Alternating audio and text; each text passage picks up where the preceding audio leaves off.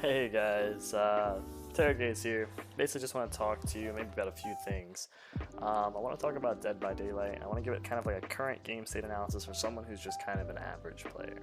I don't play the game a whole lot. I played a lot. Don't get me wrong. I downloaded it probably about a week ago, and I think I just reached like 180 or 200 hours of gameplay. I play killer. I'm a rank 14, and I probably more main survivor. I'm a rank 8 survivor. So I'm in the purple ranks, but just barely. But I just want to kind of look at a few things, kind of go from top to bottom with Dead by Daylight as a whole. I guess you'd call it a review, but I don't really think it's a review. It's more of how I feel about the game. So let's first talk about the asymmetric genre as a whole, right? It's uneven.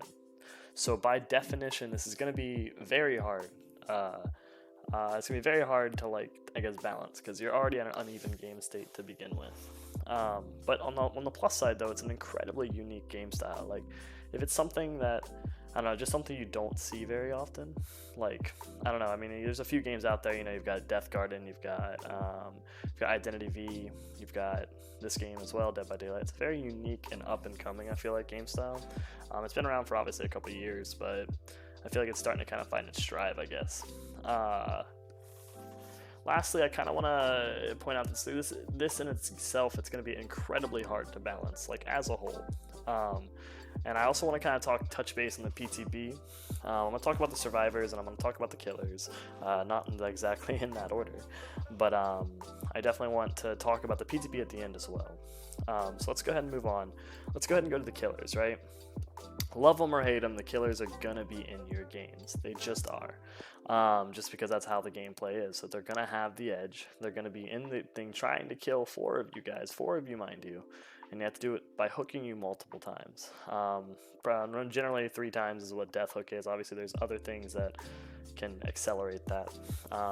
But you have to hit the person 2 times, then also hook them. There's other abilities and stuff, but I'm not here looking at ability. I'll look at abilities and all of the add-ons and stuff entirely on its own video. But I do want to point out that unhealthy gameplay, like tunneling, camping, and just general douchebaggery that can happen whenever you're the killer. I've ran into it. I've done it. Mainly more for just experimentation, but I have done it before. I.e., I've ran the basement Billy toxicity with Insidious and whatnot. But I just wanted to see if it would work, and honestly, it didn't work out that well. But it's still there. But I do want to point out the fact, and this is me not trying to sandbag the survivors, but I think the survivors have a hard time, kind of like the tough pill to swallow. But the killer is actually not the power role. As much as you think they are, yeah, they're an unstoppable hulking monster, but there's one of them. And we'll go into that whenever we get into survivors. But I just want to know that this is not the power role. Some changes I would kind of like to see.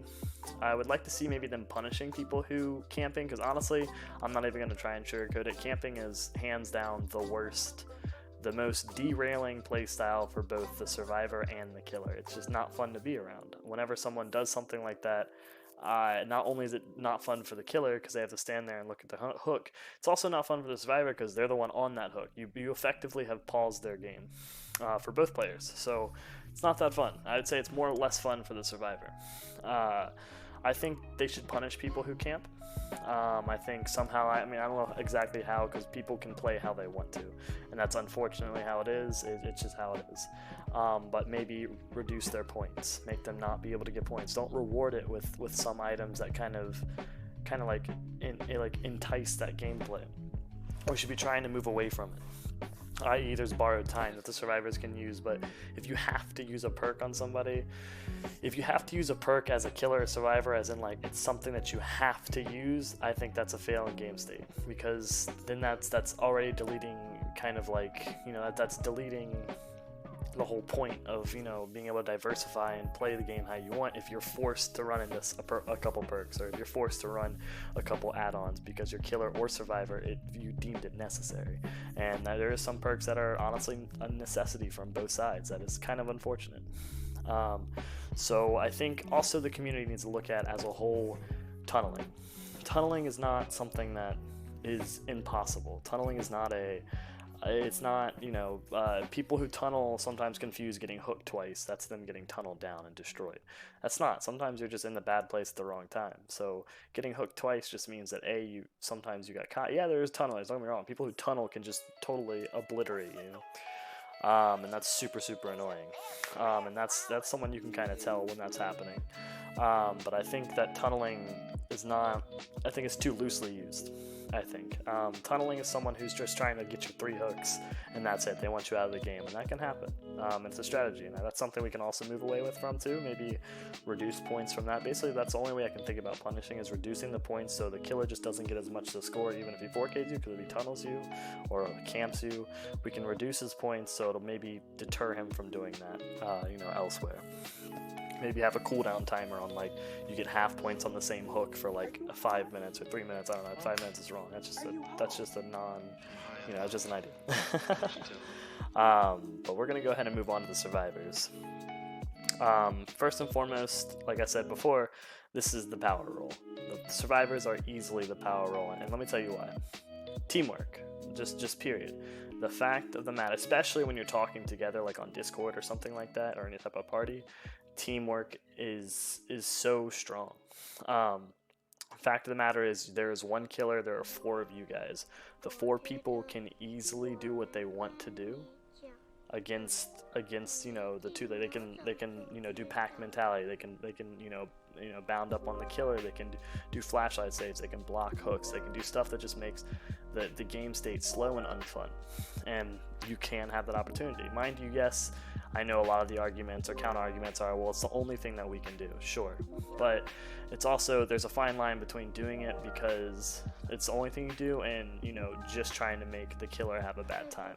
And you got to figure with these 2 gameplays is you have to have a survivor just as much as you have to have. So you have to have survivors just as much as you have to have a killer, and vice versa. So when you hurt one side, you're kind of hurting the game as a whole. And that's kind of where the asymmetrical genre tries to keep their people. Luckily, they've done a great job with their Demogorgon releases and stuff like that. For Stranger Things and all these other awesome licensed killers. So unhealthy gameplay such as like butt dancing, pack mentality, and also general douchebaggery is also in this category. I think it hurts. How we can fix it, I don't know, because they're definitely doing it more defensively than say the offensive killer. But maybe I would say the same thing. Lose points for doing something, but a lot of people don't do it for the points, right? They do it more, they're playing with the teammates and they want to do what they want. So I'd say just maybe reduction of points and maybe make it, I'm not quite sure, there's a few things that could be done there. And obviously there's things you can do. You can look at a wall, you can do stuff to stop flashlight saves, you can stop, you can't really stop like hook camping as well as with hitting them twice. But I think there's something that we can look at that. I'm not going to go into that one too deep because that has a lot of different strands to it, and I want to kind of be able to touch those all individually. But last and like finally, I definitely want to talk about the PTB. The PTB has been kind of something that's irked me for quite a while. I think the PTB is not being utilized to its maximum potential. They could totally utilize it so much better. I think they need to have more place tests. They need to have more experimental gameplay. They need to be using this maybe weekly, bi-weekly. I don't know how they want to do it, but I think they need to start using that. They can tweak numbers, change abilities, just really get crazy with it in the PTB so they can find where they want to have their killers. Some killers that need to be looked at, like Bubba, Leatherface. I call him Bubba, but Leatherface. We have I'm trying to think, like Scream's not really in or Ghostface is not really in the right place that we want him either. Stuff like that can be looked at and hopefully worked upon and built. And you can play around, kind of like what they did with the nurse update that's coming out here soon. Rest in peace to the update that was supposed to happen yesterday. Rest in Paprika. But there's a lot of things that can be done about that. Like, I feel like they can really be playing with stuff in there to kind of like give us, a better example. And then we can taste it kind of firsthand. We can give our immediate thoughts to how we feel, and they can use that to either, tweak it differently or just think that, we're blowing smoke, which that can be just, same thing. That happens a lot in forums, let's be honest. Plus the experimental gameplay, you can experiment with items, you can experiment with perks, you can do stuff that just you know, it just small tweaks. Because like a lot of things when it comes down to, think of like big games like League of Legends and stuff like that have like all these massive item lists, just like this game has. Them changing a percentage by like 1%, 2% makes a huge impact on gameplay. Same thing said for this game. Can you imagine if Hope, instead of giving you 8, gave you what, 10% movement speed? Now you're only 5% slower than a killer? That'd be crazy. So they just need to use that to like kind of be a platform to kind of work with this stuff. So there you guys have it. I appreciate you coming on out. If you like what you saw, go ahead and give it a subscribe in the bottom and give me a like, or if you don't, that's fine too.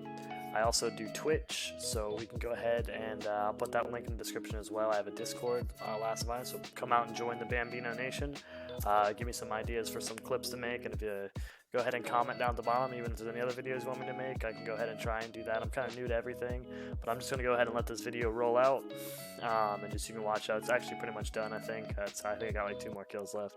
But other than that, I have much love and support. You guys have a wonderful evening, alright? Take it easy. Bye. Are you high? Huh? Are you high?